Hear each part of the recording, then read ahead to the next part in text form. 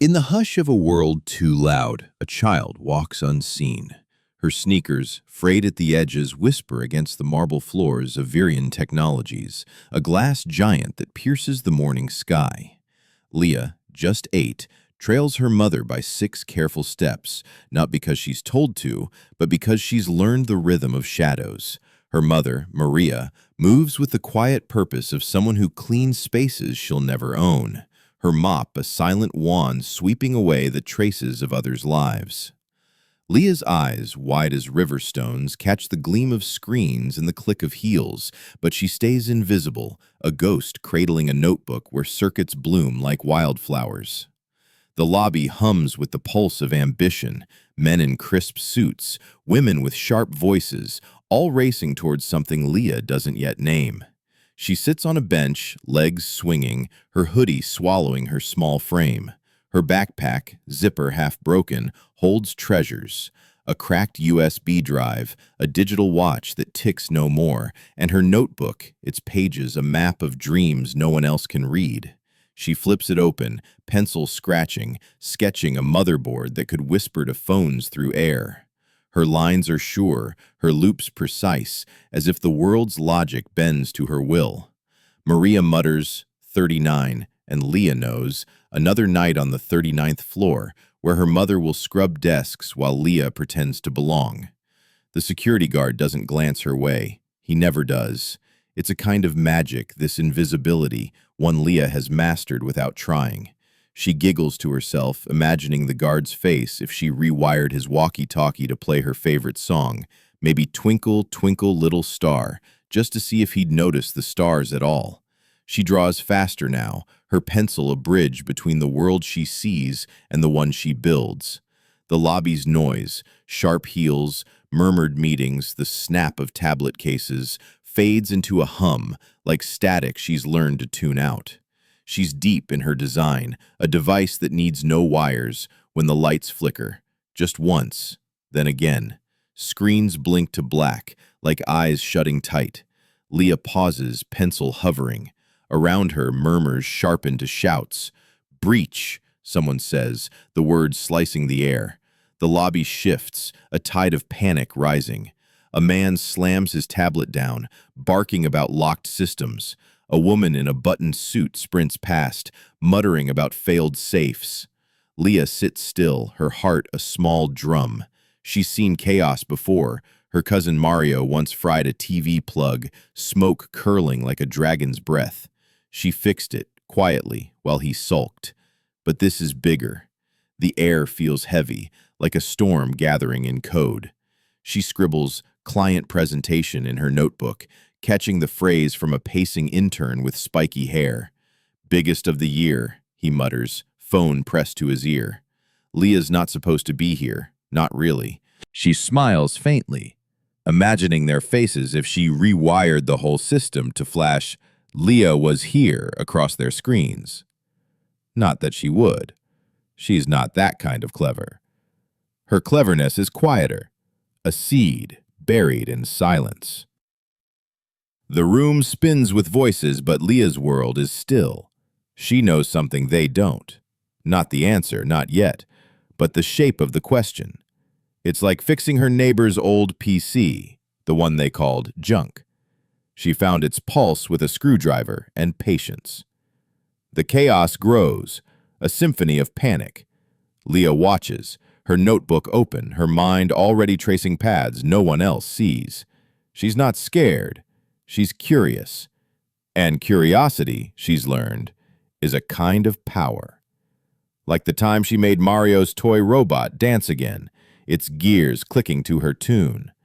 The adults don't know it yet, but the girl in the corner, the one no one sees, is already rewriting their story. The air in Virion's lobby thickens, a soup of tension and sharp voices. Screens stay dark, their silence louder than the shouts bouncing off glass walls. Leah sits on her bench, notebook open, pencil still. Her eyes, sharp as a hawk's, dart between the adults, suits wrinkled, faces taut, fingers jabbing at phones that betray them. A woman with a clipped voice mutters about a remote command failsafe. Her words a puzzle piece Leah tucks away. The word breach lingers, heavy as damp earth. She knows it from late-night forums, from videos she watched while her mother thought she slept. Malware, vectors, words that hum like bees in her mind. A man by the elevators, his tie loose, snaps about a kernel override. Another whispers malware vector, and Leah's pencil twitches. She's heard that one before, seen it in simulations on a neighbor's cracked laptop.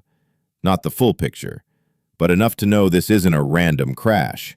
It's targeted, like when Mario aimed a water gun at her favorite radio just to see what would happen.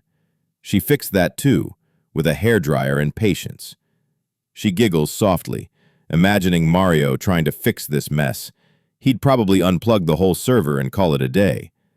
The big screen above reception stays black, a void swallowing the room's hope. Leah scribbles, "Client presentation" again, the spiky-haired intern's words echoing. "Biggest of the year," he'd said, pacing like a trapped cat. She doesn't know why it matters, but it feels like a key, heavy and cold in her palm. The adults are too loud to hear themselves, their voices overlapping like tangled wires. "Tried rebooting the servers," the receptionist says. "No change." Another voice, "External DNS is dead." Leah's pencil taps faster. They're checking doors, not windows. She writes, "Start with the breach point, internal or external." Her letters are small, precise, a secret map. She's not guessing, she's reading the room, their panic a language she's learned to decode. They're lost, like her cousin was when he tried to upgrade their TV with a butter knife. Leah had laughed then, rewiring it while he pouted. Now she doesn't laugh. She watches. The chaos feels familiar, like a broken circuit board she once pried open, its pieces waiting to be understood. A man near the desk slams his tablet again, muttering about a system-wide lockout. Leah's eyes narrow, not destroyed, not wiped, frozen. The system's still there, hiding beneath their panic like a radio that hums faintly when you find the right frequency. She sketches a quick diagram, loops and nodes like a riverbed, her pencil chasing the logic. If it's frozen, there's a structure. If there's a structure, there's a way in. She imagines telling the man to stop shouting and try listening instead. Bet that'd make his tie pop off like a cartoon. The room's rhythm shifts, voices rising to a fever pitch. "This can't be happening today," someone groans, and Leah's pencil pauses. Today, the client presentation. Her mind clicks, a gear slotting into place. This isn't random, it's timed. Someone wanted this moment, this chaos. She doesn't know who, but she feels their shadow, like a storm cloud she can't yet see. Her fingers tighten around her pencil, her heart a small, steady drum.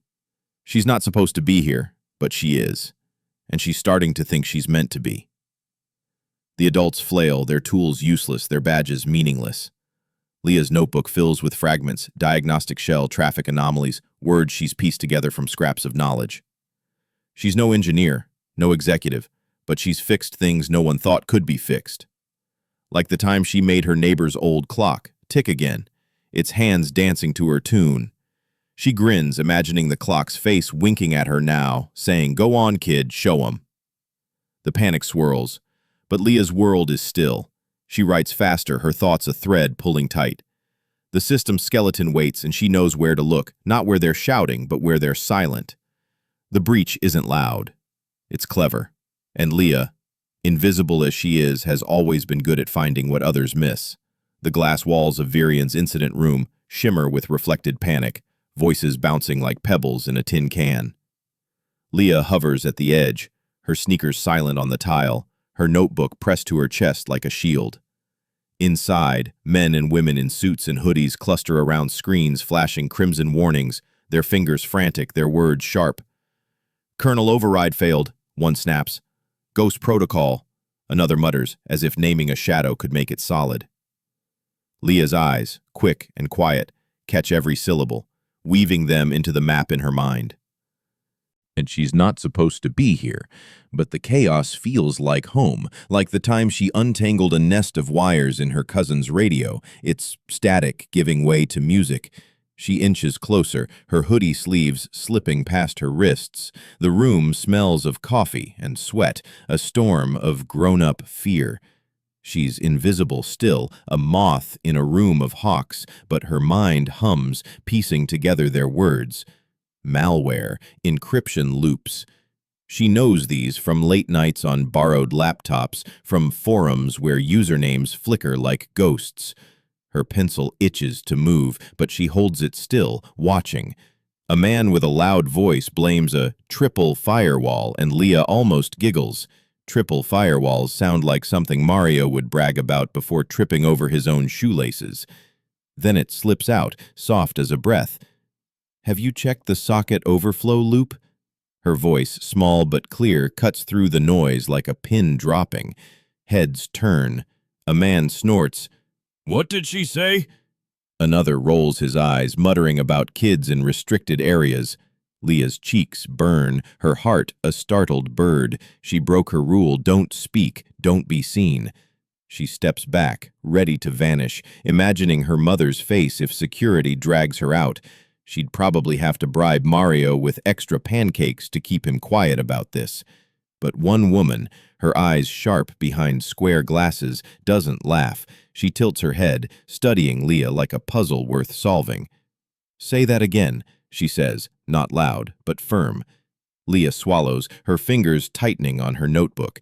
She's not sure if it's a trap, like when her neighbor quizzed her about a broken fan and laughed when she answered, but the woman's gaze holds no mockery, only curiosity. Leah repeats, softer.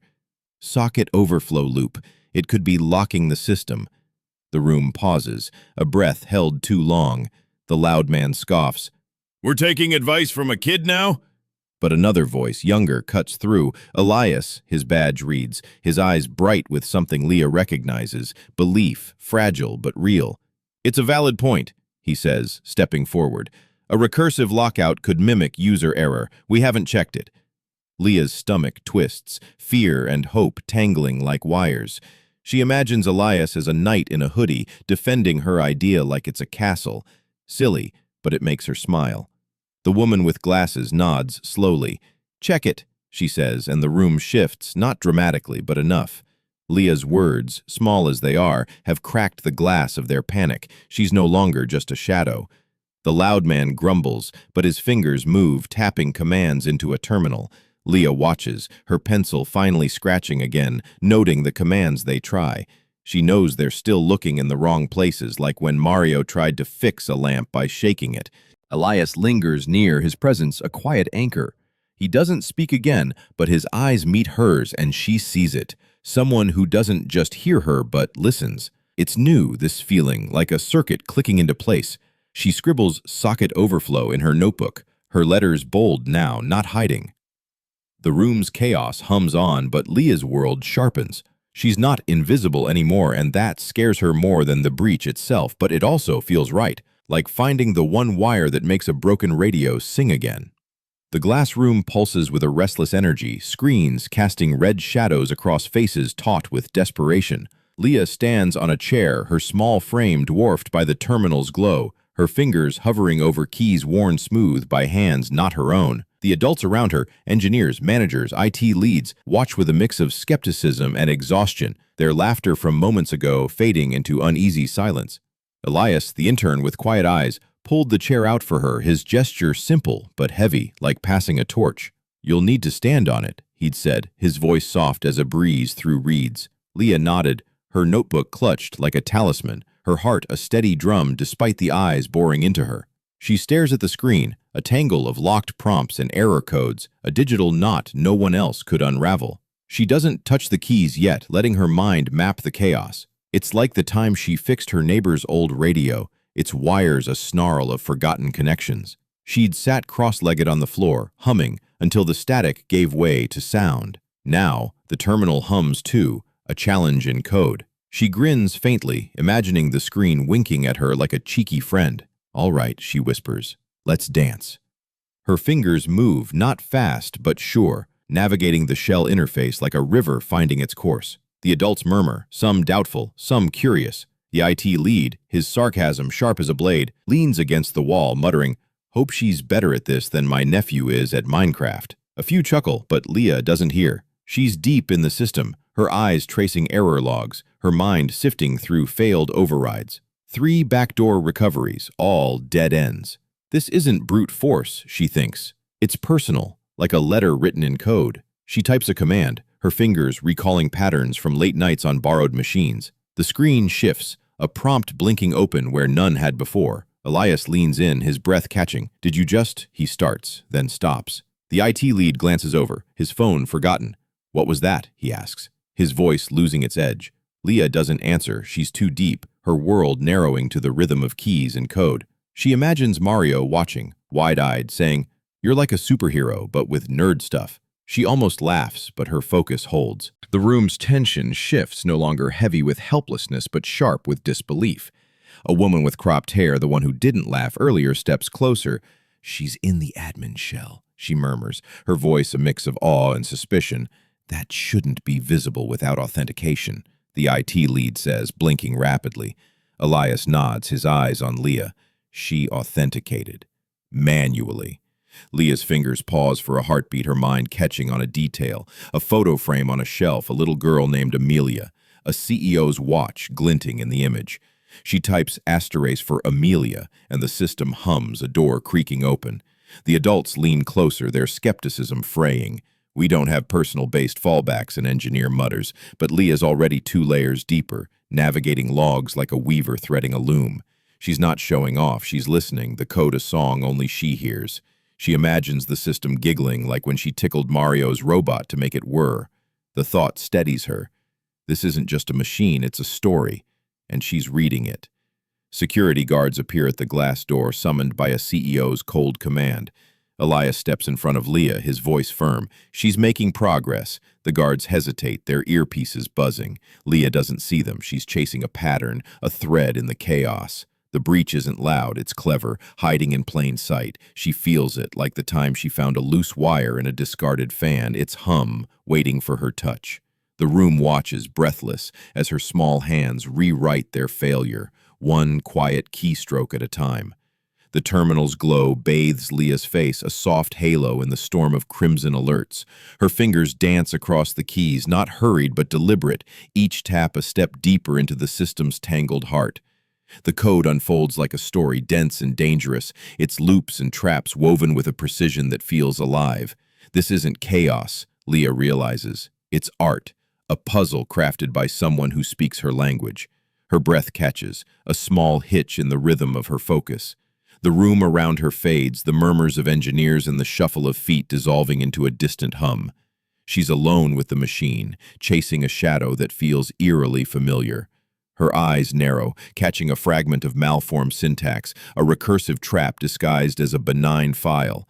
It's clever, like the time she tricked Mario into thinking his toy car was voice-activated just by rewiring its switch.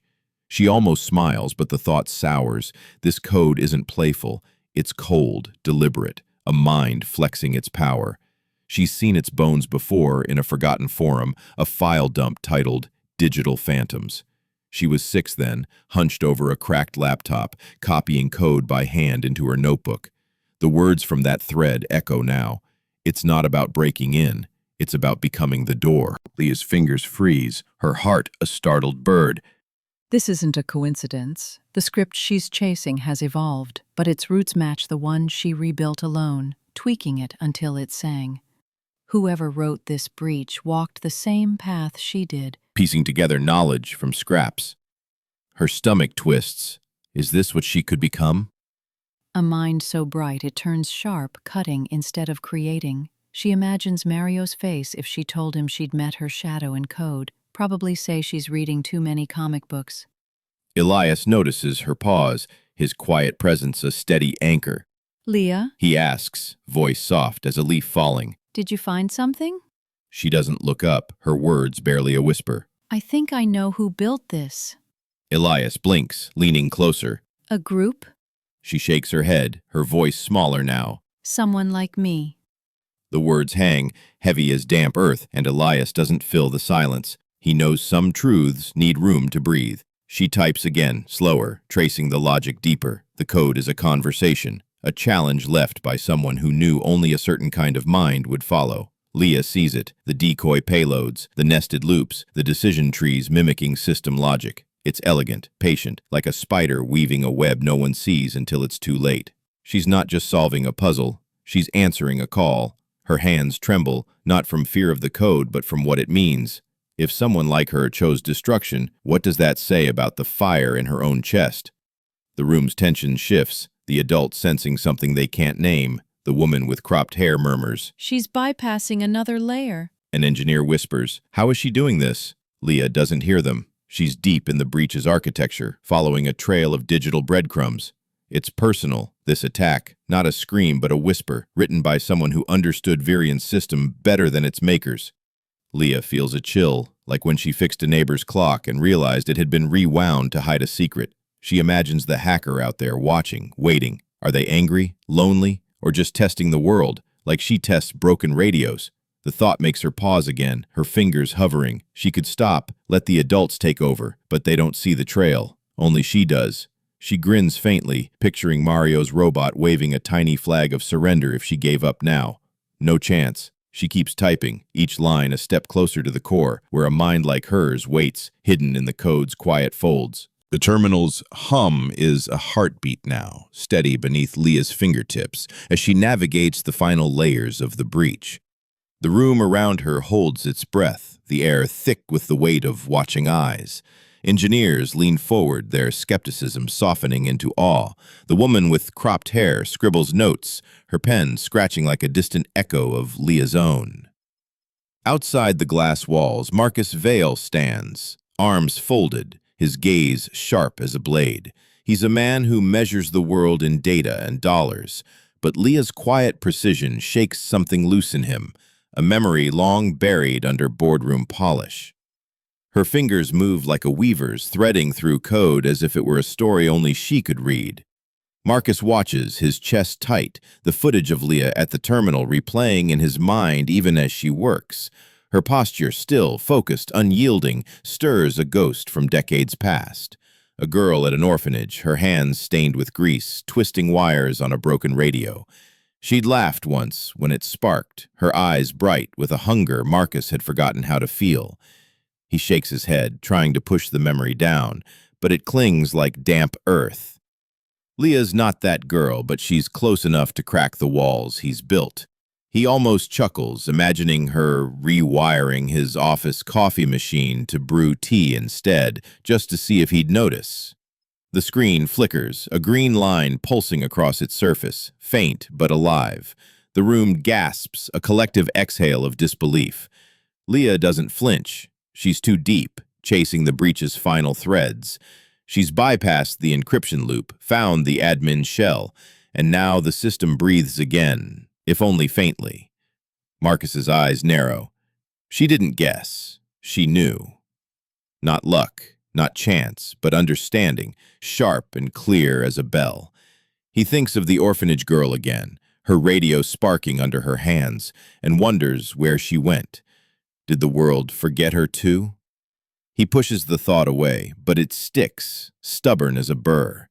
Inside, Elias kneels beside Leah, his voice soft. "You're in the core now. What's next?"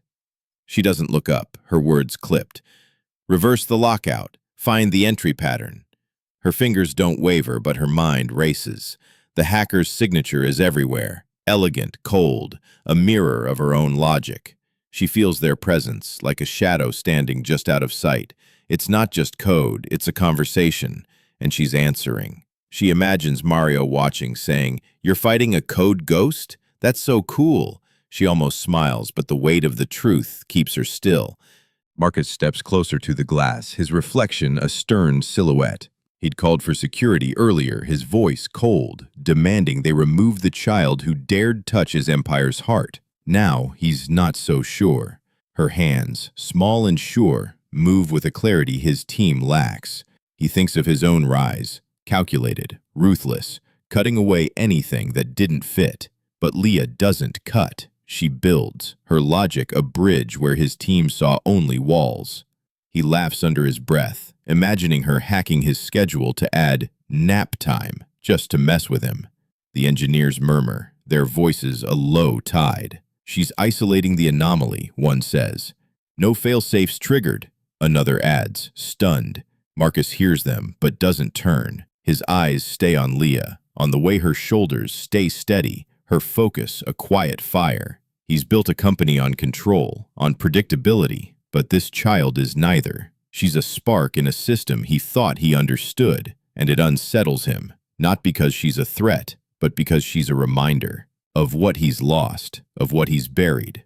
Leah types one final command, and the screen shifts, red fading to gray, then green. The system's pulse strengthens, a faint rhythm growing sure. The room erupts in whispers, but Leah steps back, her notebook clutched tight. She doesn't look for praise, she doesn't need it. Marcus feels something shift, a crack in his carefully built world. He imagines the orphanage girl again, her radio silent, and wonders if Leah will fade too, unless someone holds her light. For the first time, he's not sure what to do, but he knows he can't let her disappear. The boardroom smells of lemon polish and expectation, its long table gleaming under fluorescent light. Leah sits in a blue chair, her sneakers barely brushing the floor, her hoodie swallowing her small frame. Her notebook rests in her lap, its pages a quiet rebellion against the polished world around her. The adults enter one by one. Elias with his encouraging smile, the woman with cropped hair, her glasses catching the light, and others, their faces a mix of curiosity and caution. Marcus sits across from her, his eyes steady, searching. Leah feels their weight, not heavy, but deep, like a riverbed holding secrets. She's not here for praise, she's here because they asked, and that alone feels like a new language. The woman with glasses speaks first, her voice clear as a bell. How did you do it?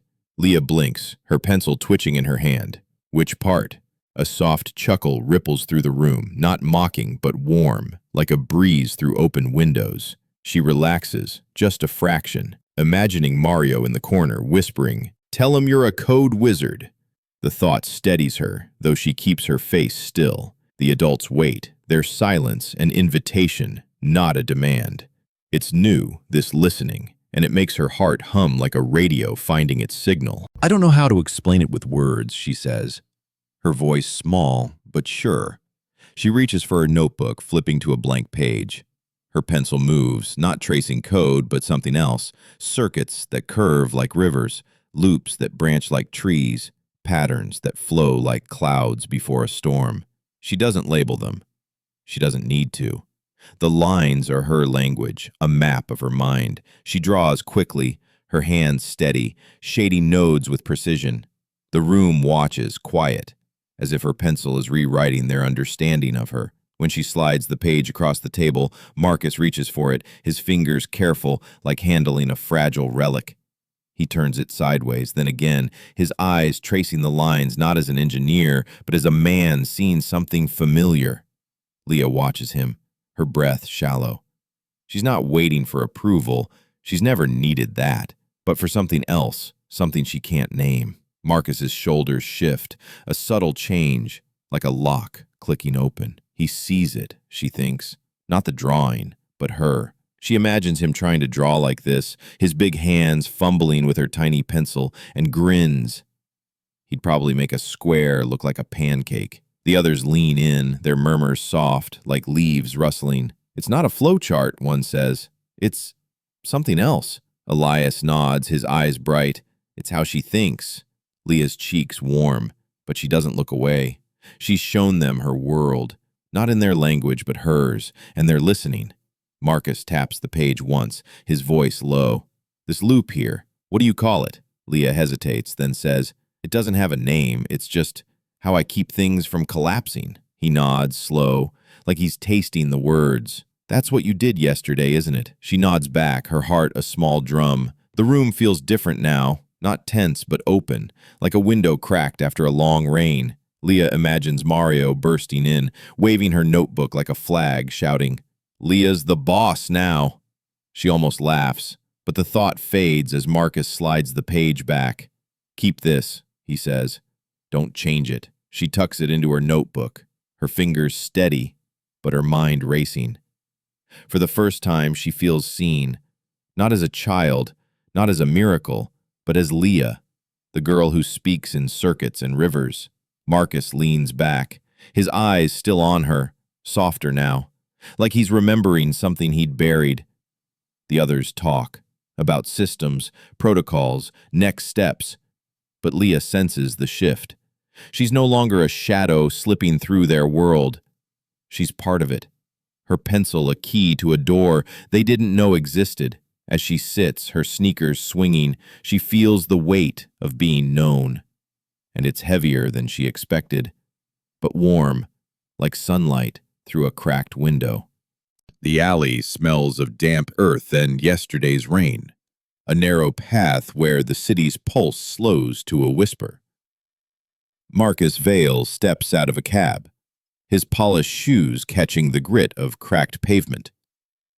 No SUV, no assistant, just him, walking where no one expects a CEO to tread. Leah's home is a door at the end of the alley, its paint peeling like old skin. Her mother, Maria, opens it, broom in hand, her eyes wide, with a fear that stings Marcus more than he expects. "You're Mr. Vale," she says, voice trembling, half expecting trouble.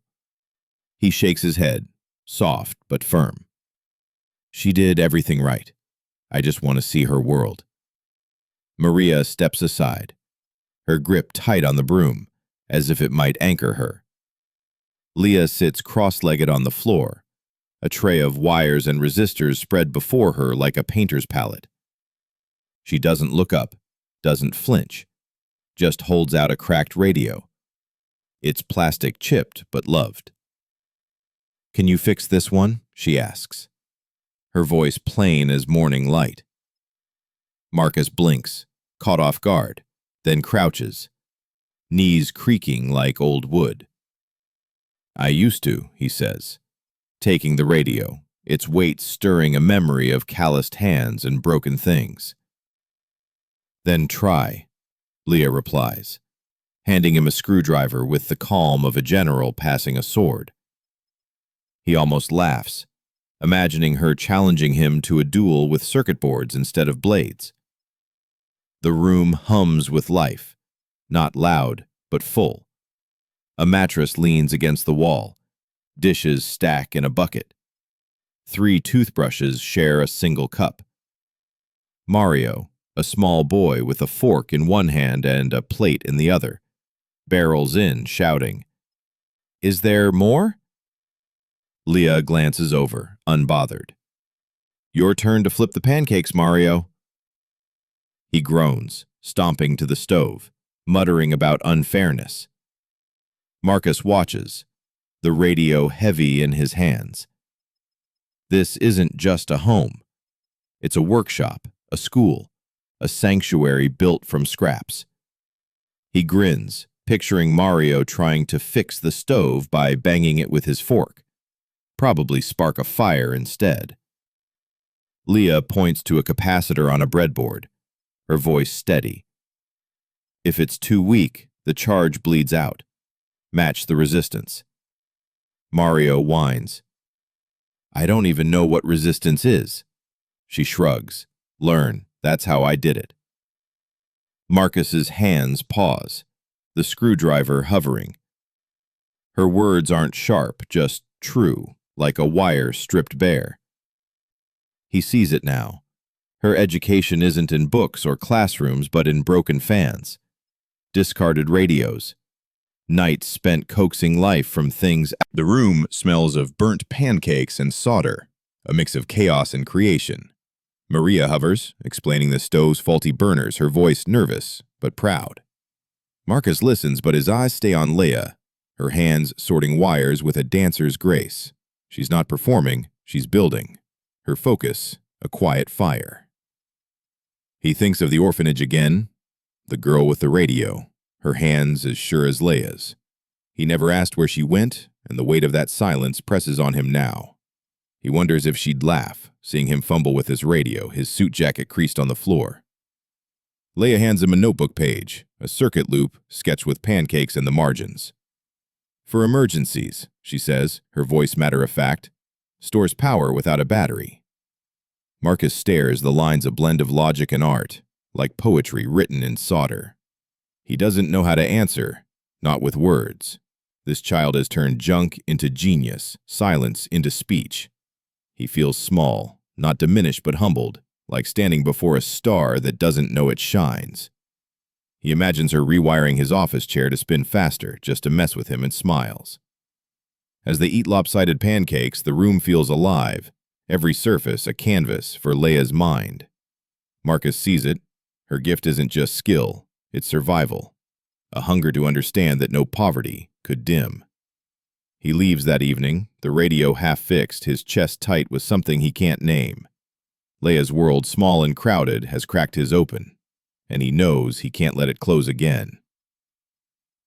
The morning sun spills through Virion's glass walls, painting the lab in shades of gold.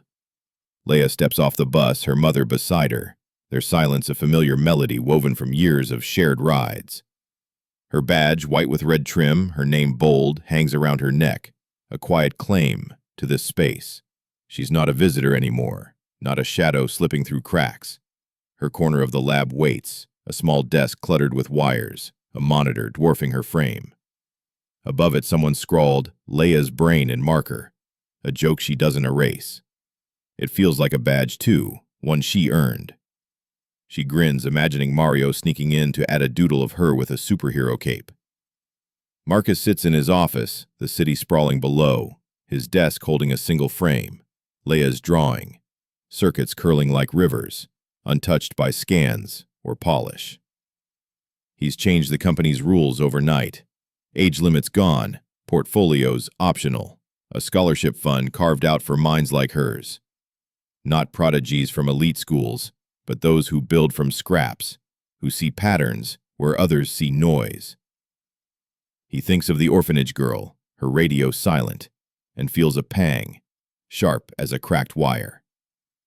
He imagines her seeing this, shaking her head at his fancy suit, saying, "Took you long enough." Leah works quietly, her notebook open, sketching a new protocol to streamline data flow. Engineers pause by her desk, not with questions but respect, their snacks left as offerings, chips, an apple, a candy bar she saves for Mario. When she finds a flaw in a security package, vendors listen, their skepticism fading. She doesn't notice the shift. She's too busy chasing the next puzzle. Her hands move like a weaver's, threading logic through chaos. Her mind a river, finding its course. She giggles, picturing the vendor's face if she suggested adding a sparkle mode to their software, just to see if they'd try. At home, the apartment hums with its usual rhythm. Mario complaining about burnt toast, Maria setting tea beside Leah's pile of scavenged parts. The mattress still leans against the wall, the stove still sparks, but the air feels fuller, brighter. Leah tucks her badge into a drawer each night, a ritual Maria watches with quiet pride, her eyes shining like they hold stars. Leah doesn't talk about Virion. She doesn't need to. Her sketches, her wires, her small victories speak louder than words. She imagines Mario trying to wear her badge, strutting like a king until it falls off his shirt, and laughs. Marcus changes too, though he fights it. His calendar is still a grid of meetings, but his steps wander to the lab without reason, his eyes lingering on Leah's work. He doesn't explain, and she doesn't ask. They share a quiet understanding, like two circuits meeting at a node. He sees her not as a project, but a person, her focus a mirror of something he'd lost. He chuckles, thinking of her hacking his office thermostat to blast cool air in July, just to keep him on his toes. The press tries to capture her, calling her the girl who saved Virion, but Leah shrugs it off. "I liked the problem," she tells a journalist, her voice plain as morning light. She doesn't want their spotlight. She wants the next riddle, the next broken thing to fix. Her notebooks fill with ideas, solutions to questions no one's asked, sketched on napkins, in margins, in the quiet of late nights. She's not chasing fame, she's chasing patterns, each one a thread in a tapestry only she can see. One evening, Marcus finds a note on his desk, a torn scrap of paper in Leah's careful handwriting. "Thank you for seeing me, really seeing me." He reads it twice, his throat tight, the city lights blurring beyond his window. He thinks of the orphanage girl, her laughter lost to time, and vows Leah won't fade. He's not just saving her, she's saving him, reminding him what it means to build something real. He imagines her sneaking in to leave a glitter bomb on his desk and smiles, the first real one in years. The lab at Virion hums softly, its lights dim to a twilight glow, the kind that makes the world feel smaller, more honest. Leah sits at her desk, her hoodie sleeves pushed up, her fingers sorting through a tangle of wires like a poet sifting words. Her badge rests beside her, its red trim catching the light, her name a quiet declaration, Leah M. The marker scrawl above her monitor, Leah's brain, has faded slightly, but no one dares erase it. It's part of the lab now, like the hum of servers or the scent of solder. She sketches in her notebook, a new idea for a signal relay, its lines curling like vines. She smiles, imagining Mario trying to help by adding googly eyes to her circuit board, claiming it needs personality. Marcus stands at his office window, the city a constellation of lights below. Leah's drawing sits framed on his desk, its pencil smudges a map of something he's still learning to read. He's rewritten Virion's future. Internships open to all, a scholarship fund for the unseen, a firewall named Leah Protect in her honor. But it's not enough, not yet. He feels it, a pull like gravity, toward something beyond contracts and code. Leah's note, those 7 words, "Thank you for seeing me, really seeing me," rests in his drawer, unfolded, read too many times to count. He chuckles, picturing her sneaking in to reprogram his desk lamp to flash SOS, just to keep him sharp. Leah's presence ripples through Virion, quiet but undeniable. Engineers consult her, not with fanfare but respect, her suggestions reshaping protocols, catching flaws others miss. She doesn't seek their approval. She seeks the problem, the puzzle, the spark. At home, the apartment holds its familiar chaos. Mario's burnt toast, Maria's tea, the stove's stubborn spark. But Leah's badge, tucked away each night, changes the air. Maria's eyes shine when she sees it, like she's holding a piece of the sky. Leah doesn't talk about work. She builds, her hands weaving stories from broken calculators and discarded phones. She grins, imagining Mario's face if she made his toy robots sing opera. Pure chaos, but she'd fix it. Marcus visits the lab more often now, his excuses thin, a server check, a project update. He watches Leah work, her focus a quiet fire, and feels something shift inside him. Not guilt, not quite, but a reckoning. He'd built an empire on control, on cutting away what didn't fit, but Leah doesn't fit, and she's the best thing he's seen. He thinks of the orphanage girl, her radio silent, and vows to hold Leah's light close. He laughs softly, imagining her hacking his office speaker to play her favorite song, Twinkle, Twinkle, just to mess with his board meetings. The world outside tries to claim her, journalists circling, wanting her story.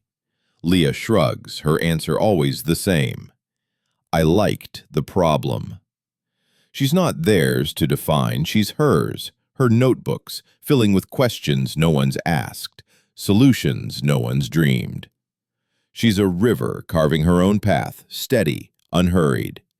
At Virion, she's no longer the janitor's daughter. She's Leah, the one who sees what others miss, who builds from silence. Her mother watches her now, not with fear but pride, her tears long dried, replaced by a smile that holds the weight of stars. Late one night, Marcus sits alone, the city quiet beyond his window. He opens Leah's note again, its words a pulse in the dark.